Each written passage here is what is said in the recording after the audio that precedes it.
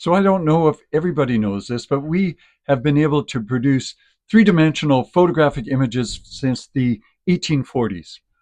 Well, this is a camera that's from 1952, and it's a stereo camera. It produces 3D pictures. It's a little more sophisticated than the cameras from the 1840s.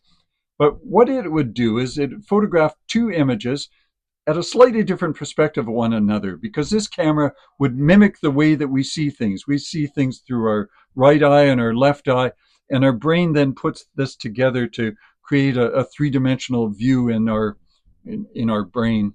And this camera mimics that action. And this was a camera that you would have to use. It cost about $1,600 at the time, so it was a camera that not too many people had use of. So if you didn't have a camera like this, you would just buy these pre-made reels that would look like this, and it would be on a variety of themes. Most often, it would be views of different places around the world, Paris and Egypt, and all sorts of other places. And you put it into a finder, a viewer like this. It was a ViewMaster Finder viewer, and it would go in like this.